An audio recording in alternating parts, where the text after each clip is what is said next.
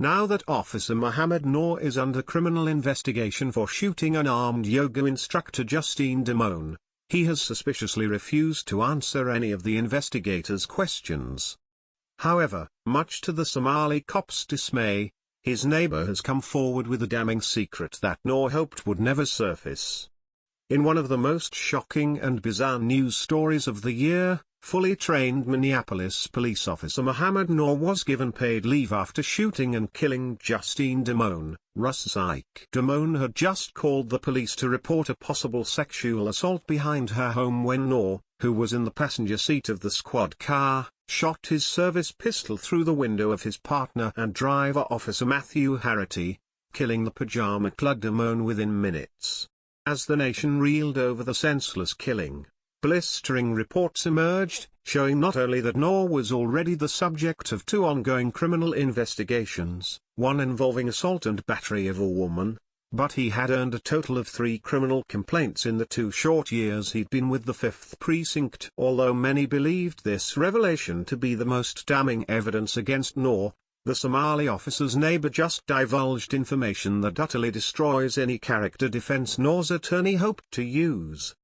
The Daily Telegraph reports that Chris Miller, a 49-year-old Minnesotan who's lived next door to Noor for the last 2 years, revealed that the Muslim officer has a misogynistic view of women, expresses racism toward blacks, and is well known for having a hair-trigger temper that causes him to become aggressive at the slightest interaction with civilians. He is extremely nervous, he is a little jumpy, he doesn't really respect women, the least thing you say to him can set him off, Mr. Miller said. When they say a policeman shot an Australian lady I thought oh but then when they said who it was I was like, okay. He has little respect for women, he has little respect for blacks and kids, said Mr. Miller, who is African American. He has an air like you just couldn't really be around him. Miller's description fits the inherent religious supremacy and racism inherent in Islam. Although many might assume that Noor is black, it's safe to say that he considers himself Somali and Muslim above all else. In fact, the Islamic prophet Muhammad is responsible for Islam's racist compulsions as he bought, sold, and traded black slaves, who he believed resembled the appearance of Satan. Miller added that Noor displayed a supremacist attitude, even to the point of bullying young kids. He explained that he was particularly disturbed by Noor's temper after witnessing the Somali Muslim cop screaming at local children because their outdoor play bothered him. Harity, who is also on paid leave during the investigation, is defending his co-worker, claiming that he believes Noor was startled by a loud noise. Noor's attorney, Tom Plunkett, brazenly cited Noor's fear of being ambushed as justification for blindly shooting an unarmed woman, the Australian reports. However, few are buying this excuse as gun owners, especially professionally trained law enforcement officials, are expected to practice extreme self-control. Simply startling a police officer, either purposefully or accidentally, is no crime and shouldn't come with a death sentence. Plunkett is the same attorney who represented Philando Castile's family, earning them almost $3 million.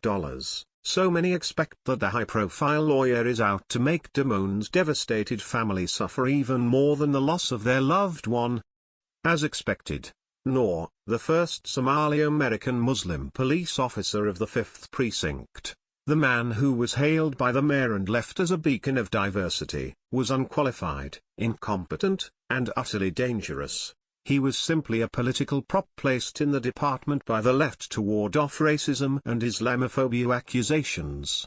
He was an answer to the left's incessant and unwarranted call for forced diversity.